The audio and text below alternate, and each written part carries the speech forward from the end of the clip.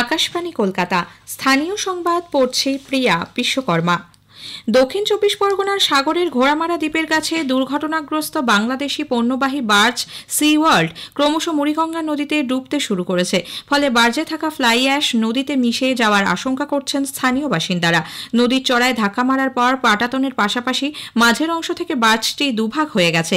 এই এলাকায় প্রচুর প্রান্তিক মৎস্যজীবী জাল দিয়ে মাছ ধরেন, তাই বার্জটি পুরোপুরি ডুবে গেলে সমস্যায় পড়বেন তারা। অন্যদিকে বার্জে থাকা ১২ জন নাবিককে সাগরে একটি ঘূর্ণিঝড় কেন্দ্রে রেখে তাদের থাকা ও খাওয়ার বন্দোবস্ত করা হয়েছে।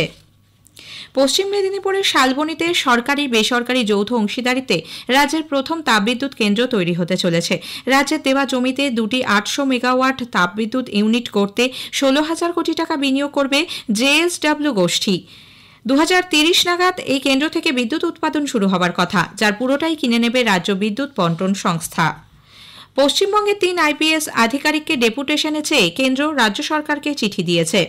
রাজ্যের মুখ্য সচিব মনোজ পান্থকে পাঠানো ওই চিঠিতে স্বরাষ্ট্রমন্ত্রক আইপিএস নগেন্দ্রনাথ ত্রিপাঠীকে সেন্ট্রাল ইন্ডাস্ট্রিয়াল সিকিউরিটি ফোর্সে ডেপুটি ইন্সপেক্টর জেনারেল পদে, অন্যদিকে আন্নাপ্পা এবং অবধেশ পাঠককে সেন্ট্রাল রিজার্ভ পুলিশ ফোর্সে চাওয়া হয়েছে। নিয়ম বহির্ভূতভাবে বাড়ি তৈরি আটকাতে রাজ্য সরকার আধিকারিক ও বিশেষজ্ঞদের নিয়ে রাজ্য স্তরের কমিটি তৈরি করেছে। পুর ও নগর উন্নয়ন দপ্তরের অতিরিক্ত সচিব অরূপ রতন মুখোপাধ্যায়ের নেতৃত্বে ৮ সদস্যের এই কমিটিতে দপ্তরের মুখ্য আইনি আধিকারিক, চিফ টাউন প্ল্যানার, সংশ্লিষ্ট বিভাগের চিফ ইঞ্জিনিয়ার ছাড়াও খড়গপুর আইআইটির department of architecture and regional planning এর প্রাক্তন বিভাগীয় প্রধান বিপ্লব কান্তি সেনগুপ্তকে রাখা হয়েছে। পুরসভা অনুমোদিত বিল্ডিং প্ল্যান লঙ্ঘন করে কোনো নির্মাণ হলে সংশ্লিষ্ট পুর কর্তৃপক্ষ তা এই কমিটিকে জানাবে।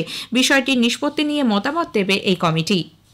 কলকাতার নারকেলডাঙ্গা এলাকায় বস্তিতে আগুন লাগার ঘটনায় স্থানীয় কাউন্সিলর শচীন সিংকে শোকজ করেছে কলকাতা পুরসভার তৃণমূল কংগ্রেসের পরিষদীয় দলের মুখ্য সচেতক বাপ্পাদিত্য দাশগুপ্ত।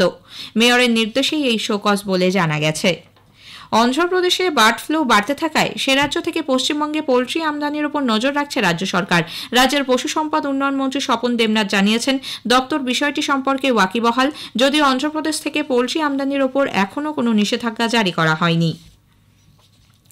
দক্ষিণ ২৪ পরগনার ভাঙড়ের বামনঘাটায় মাধ্যমিক পরীক্ষার্থী এক কিশোরীর শ্লীলতাহানির অভিযোগ উঠেছে তৃণমূল কংগ্রেসের এক পঞ্চায়েত সদস্য ও তার ২ সঙ্গীর বিরুদ্ধে। তাদেরকে পুলিশ গ্রেপ্তার করেছে। পরিবারের লোকেরা ওই ঘটনার প্রতিবাদ করায় তাদের ওপরেও হামলা চালানো হয় বলে অভিযোগ। গতকাল গ্রামে সংকীর্তন চলার সময় অভিযুক্ত নেতা মত্ত অবস্থায় বছর ১৬ ওই মেয়েটির শ্লীলতাহানি করে বলে মেয়েটি পরিবারের লোকেদের জানায়। মেডিকেল কলেজে ভর্তির প্রতিশ্রুতি দিয়ে ১.৫ কোটি টাকার প্রতারণার অভিযোগে কলকাতার পঞ্চশহর থানা এলাকা থেকে এক ব্যক্তিকে গ্রেপ্তার করেছে পশ্চিম বর্ধমানের দুর্গাপুর থানার পুলিশ। পশ্চিম মেদিনীপুরের বাসিন্দা ধৃত অর্ণব দাস বর্মনকে গতকাল দুর্গাপুর আদালতে তোলা হলে ৬ দিনের পুলিশ হেফাজতে পাঠিয়েছেন বিচারক। ২০২৪-এর গোড়ার দিকে দুর্গাপুরের বাসিন্দা ২ যুবককে কলকাতার একটি নামী বেসরকারি মেডিকেল কলেজে ভর্তি করে দেওয়ার নাম করে অর্ণব তাদের কাছ থেকে ১,৬০,০০,০০০ টাকা নেয় বলে অভিযোগ। উত্তর কলকাতার বরতলা থানা এলাকায় এক অসুস্থ বৃদ্ধাকে আগ্নেয়াস্ত্র দেখিয়ে দুষ্কৃতীরা বেশ কয়েক লক্ষ টাকার সোনা ও নগদ অর্থ নিয়ে চম্পট দিয়েছে। বৃদ্ধার ছেলেমেয়েরা বাইরে থাকেন, পুলিশ তদন্ত করছে। সম্পূর্ণ নতুন পদ্ধতিতে একটি শিশুর শ্বাসনালী থেকে পেনের ঢাকনা বের করে নজির গড়েছেন বর্ধমান মেডিকেল কলেজ হাসপাতালের চিকিৎসকরা। খেলার সময় পেনের ঢাকনা ৭ বছরের বাবুলাল হোসেনের গলায় ঢুকে শ্বাসনালীতে আড়াআড়িভাবে আটকে যায়, ফলে প্রবল শ্বাসকষ্ট শুরু হয়। হুগলির গোঘাটের বাসিন্দা ওই শিশুকে প্রথমে আরামবাগ হাসপাতাল এবং পরে বর্ধমান মেডিকেল কলেজ হাসপাতালে নিয়ে যাওয়া হয়। এরপর গলায় ছোট ছিদ্র করে ট্র্যাকিওস্টোমির মাধ্যমে সেটিকে বের করে আনেন চিকিৎসকরা। শিশুটি বর্তমানে সুস্থ আছে। রাজ্যে এই প্রথম এই পদ্ধতিতে অস্ত্রোপচার হল। মেদিনীপুরের সুফি সাধক বড় হুজুরের উর্স উৎসবে এবার বাংলাদেশের অশান্ত পরিস্থিতির জন্য সেখান থেকে পুণ্যার্থীদের নিয়ে কোনো ট্রেন আসছে না। আমাদের জেলা সংবাদদাতা এই খবর দিয়ে জানাচ্ছেন, গত ১০০ বছরের বেশি সময় ধরে বাংলাদেশের রাজবাড়ী থেকে একটি স্পেশাল ট্রেন পুণ্যার্থীদের নিয়ে মেদিনীপুরে আসত। এবছর উর্স উৎসব পালিত হবে নির্দিষ্ট দিনে, আগামী ১৭ ফেব্রুয়ারি। বাংলাদেশে পুণ্যার্থীরা উর্সে আসলে কয়েকদিনেই ৩০ কোটি টাকার ব্যবসা হয় বলে জানা গেছে, যার অনেকটাই এই বছর ব্যাহত হবে। তবে উর্সের প্রস্তুতি চলছে বলে জানা গেছে। পূর্ব রেলের হাওড়া ডিভিশনের দিয়ারা এবং নসিপুর স্টেশনের মধ্যে ১৬ নম্বর ব্রিজ ও নসিপুর এবং সিঙ্গুরের মধ্যে ২১ নম্বর ব্রিজের রক্ষণাবেক্ষণের জন্য আগামীকাল থেকে রবিবার পর্যন্ত এই সেকশনে ট্রেন চলাচল নিয়ন্ত্রণ করা হবে।